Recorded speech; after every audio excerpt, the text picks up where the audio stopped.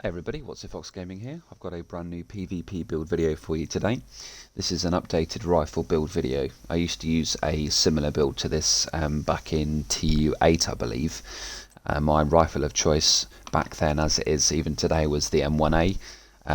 Specifically, well, there's three variants I believe in total: the Classic, the SOCOM and the CQB, and I used to use all three.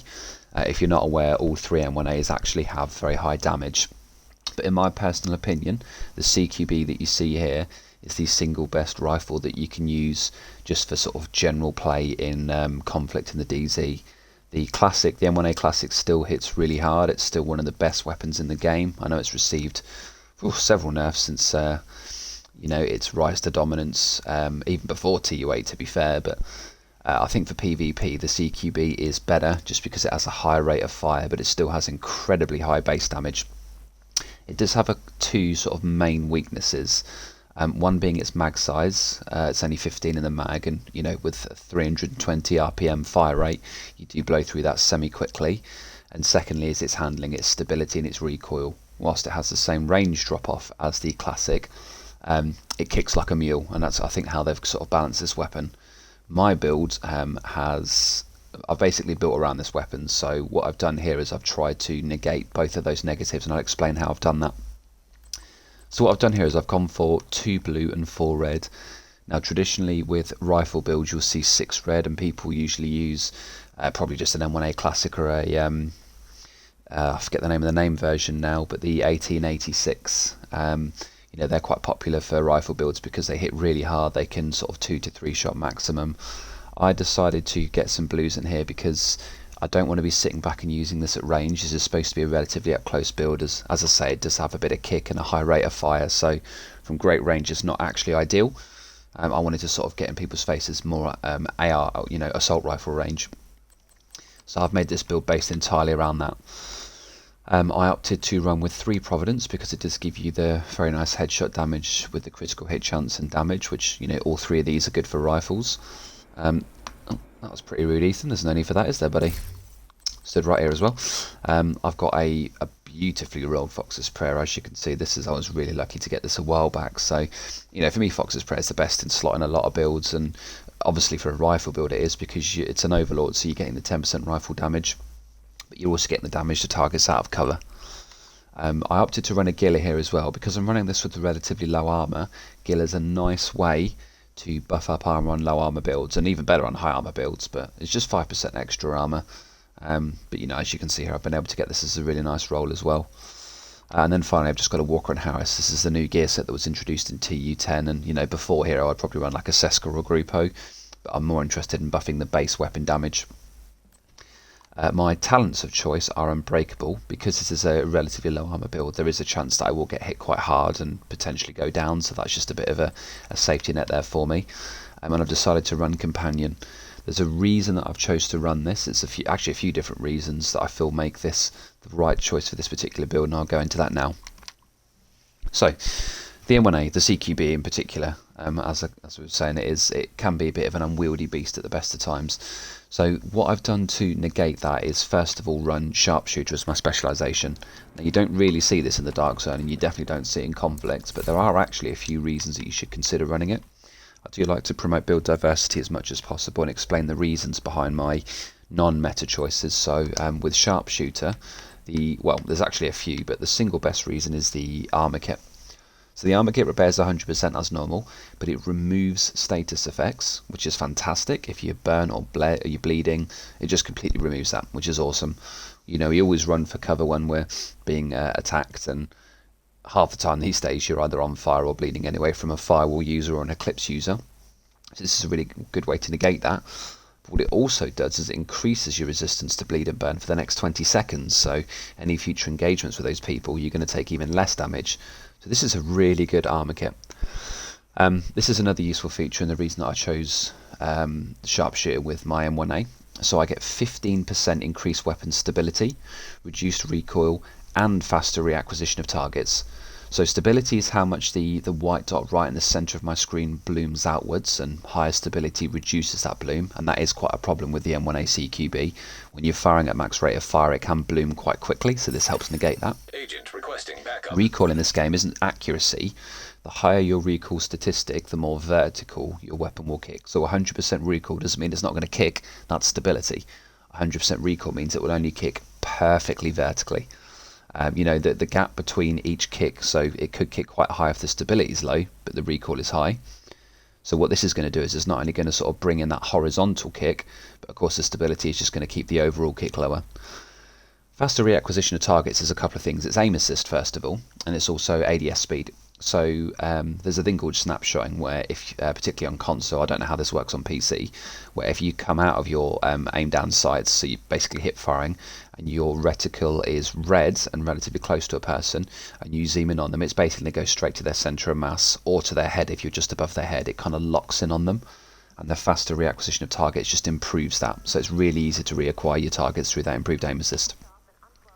We have 15% increased headshot damage with this particular tree, which is fantastic. Only with rifles, but that's what we're using, and MMRs.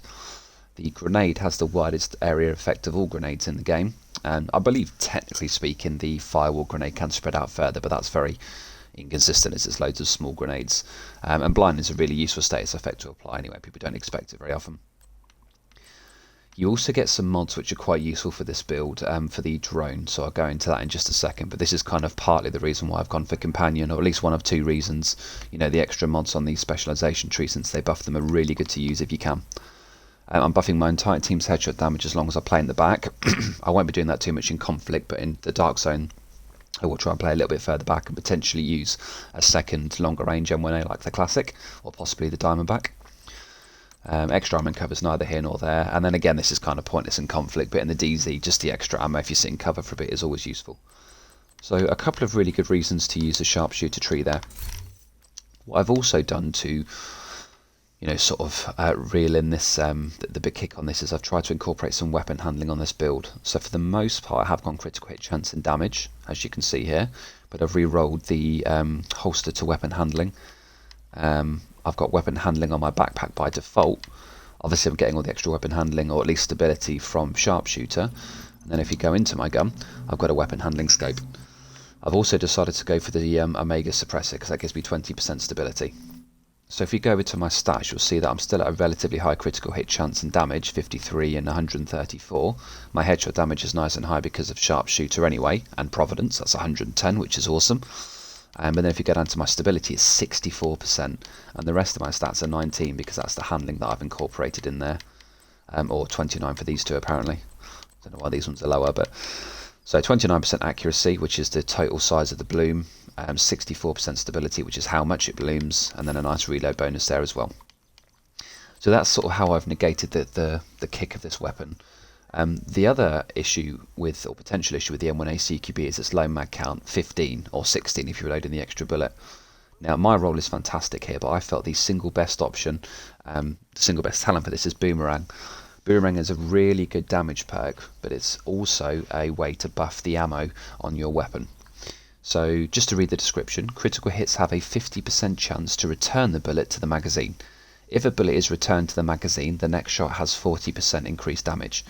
So what I'm doing here, apart from buffing my damage, is I'm actually indirectly buffing my mag count. If I've got a 50% chance on a critical hit, and let's just say my critical hit chance is just over 50, which it is, that means that as long as I land all of my shots, there's basically a 25% chance for that bullet to come back. This can even proc on the increased damage bullet, so when you get the bullet back in your mag, and then you fire your next shot, which is 40%, if that crits, the next bullet will be a boomerang bullet as well. So it can actually continually chain, and potentially you could have more than 25% back, but obviously it's an RNG based game. So boomerang is awesome because it both buffs both damage and mag count, your bullet count, which is how I've sort of counted the low bullet count of this weapon.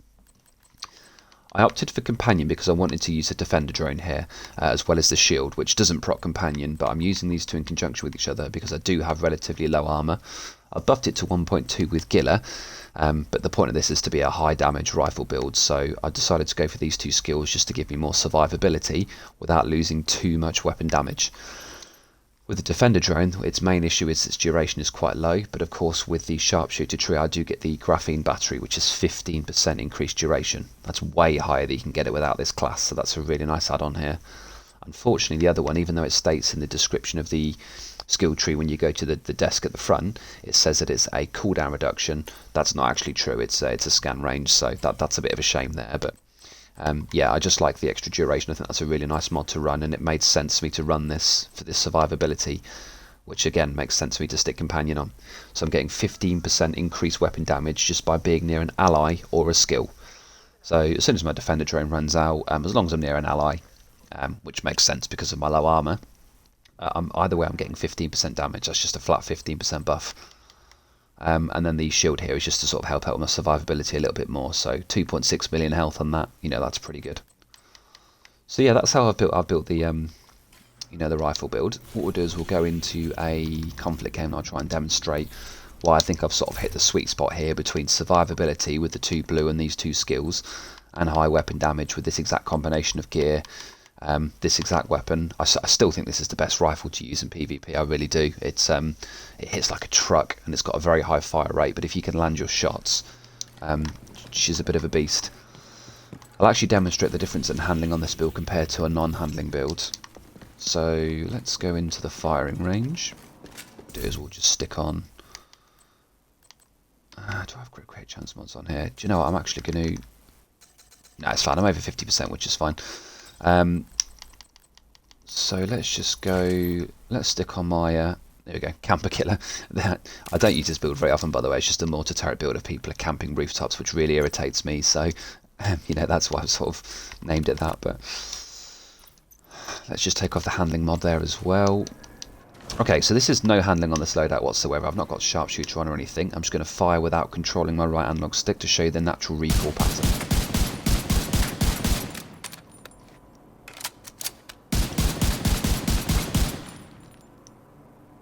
So it blooms out quite a lot there. If we go to back onto, I mean, it's not too bad. It's more when you're moving that you notice it.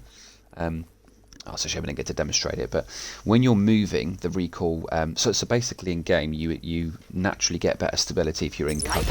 That's just the way that the game is programmed. Oh well, that was a lot of corpses just there. What's going on there?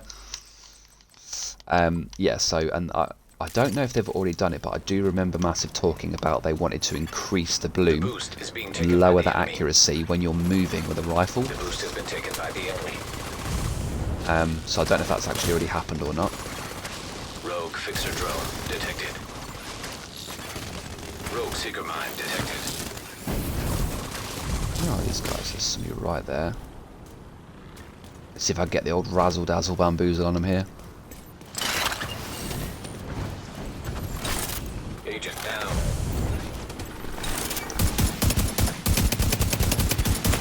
Rogue hive detected. Set on fire. So you see that instant melt there, he did not last a second. Ooh, can I get a make it off in time? Can I get a make it off in time? I can't. Serious trauma detected.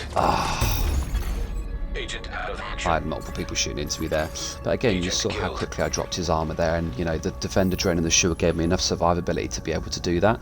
Yes, I died, but I was incredibly close to killing that guy. And I did have somebody shooting in my back, and I was on fire, and I had low health. But I still was able to get that guy with relatively high armour down to basically nothing. So, you know, hopefully that sort of demonstrated why this rifle is really good. I don't typically aim for headshots because it does still kick a little bit even with this handling, but it's not as unwieldy as it is. Oh, I see you, buddy. I see you.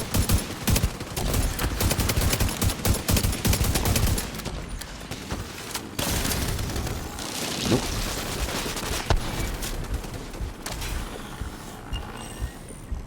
I'm using a fixer drone.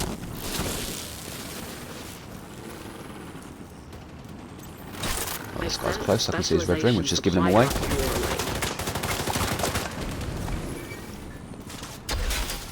I see you, buddy. Come on, stick there. So that instantly killed him there as well, which is nice, even with the delay from my shield.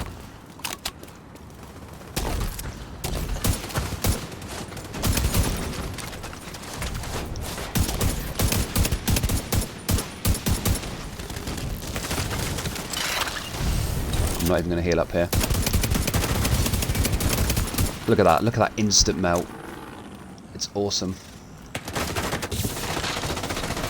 Okay, now I'm going to heal up because it just destroyed my shield in a second. If I hadn't have missed about 50% of my shots there, I would have destroyed that guy even faster. So, yeah, you know, without losing all of my health at least. Don't really want to use a second med kit here. I'm just going to wait to heal up. Claimed by the enemy. Here we go. Oh no, they're getting it. The specialization supply drop has fallen into enemy hands. Nope, that's too many people for my liking. Run away! Not even with my team here, so I definitely need to back off. Oh, somebody's using True Patriot Pestilence. TU8, eat your heart out. I can hit you, buddy.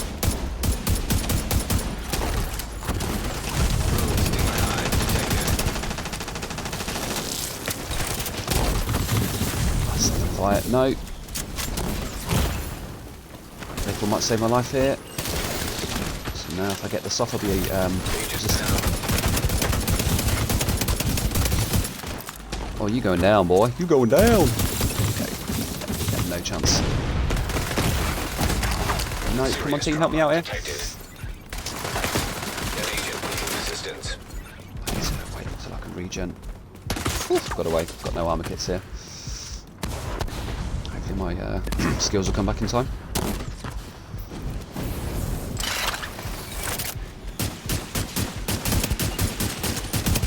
Oh. Poor guy. Yeah, so this is why I like Companion, because it's giving you both extra defense and offense just from the... Ah, I shouldn't have pushed that. That was a silly push. That was a really poor play for me. I had no medkits there. No, don't try and res me now, buddy. That's crazy. The fight is halfway done. Nice, nice, nice. Yeah, so, you know, I've got the Defender drone for the increased resistance, but it's also given me increased damage as well. So that's why I like this build. I feel like I've really hit the sweet spot here with the 2 blues, 4 reds.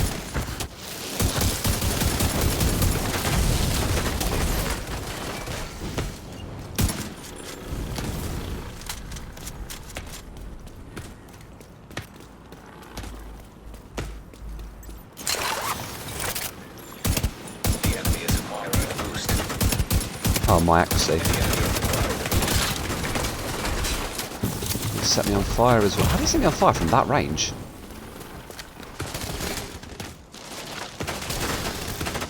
I'm going to have to just wait to regen here.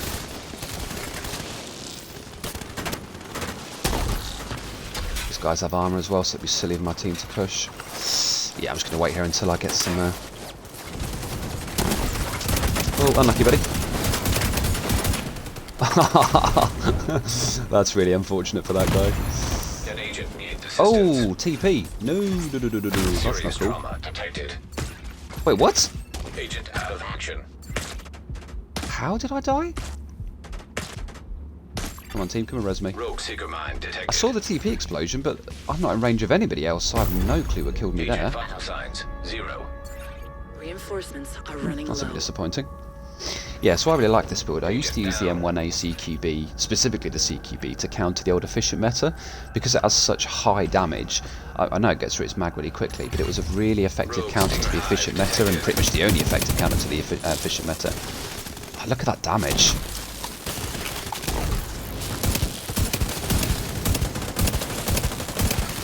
Rogue fixer drone detected.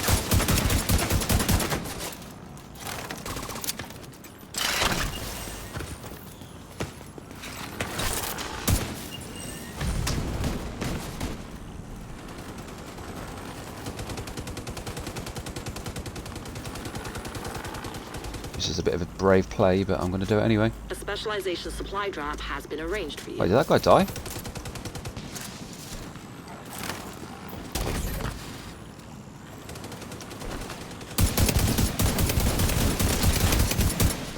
Rogue hive. Unlucky dude. Oh, I think he's using a res hive. He uses a res hive in conflict. Oh, actually, I suppose snipers use them, don't they?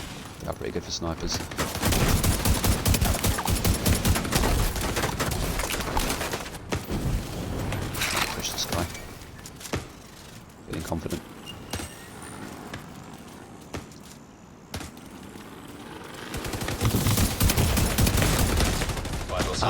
2 of them push me. Come on, teammate, kill him in the back, kill him in the back. Down. Agent vital signs. I'm not a fan of 0. this whole spawn camping thing. I really don't. It's not something that I like to do at all. An agent needs I assistance. try and avoid it where possible. Sometimes it just naturally happens when you're running with your team, but I really don't like how the game is programmed like that.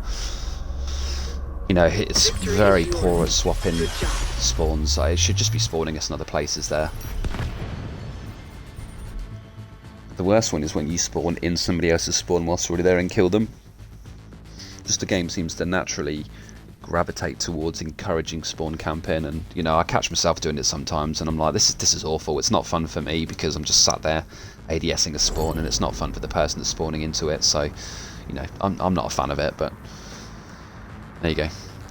Now, I joined this game quite late. It was 11:10 when I joined to them, I think. So let's have a look at the damage and kills. So 21 million damage, which is pretty much up there, to be fair. 5 kills, 3 deaths. So not the best game, but this is my first game of the day. It was more just to showcase the damage. So, you know, if you're going through that gameplay footage, just watch how quickly I chunk people down, even when I'm missing half of my shots. And that's not even because of the handling of the weapon. It's very, very sort of stable and usable. You know, with this build, it's literally my first game of the day. I've not even warmed up yet, and I usually take about 2 to 3 games to really get my aim on point. So, like all of my videos, you know, it is just sort of raw footage, so you can see where the build struggles, where it excels, and I think that I made enough mistakes and good plays there to give you, you know, good options of both of those. So yeah, please do let me know in the comments what you think to the build. It's not a standard rifle build, it's more of an up close in your face build, but I really do feel like I've hit the sweet spot with survivability and offense. Let me know your thoughts if you feel that I could have done it better, if you have any own versions of the build. I'm really keen to hear your thoughts on that as well. Again, and if you do like my content, any likes and subscribes go a long way for me. I do PvP and PvE builds as well as exotic and named item reviews. So yeah, thank you again for the continued support. With that note, I will see you all in the next video. Peace!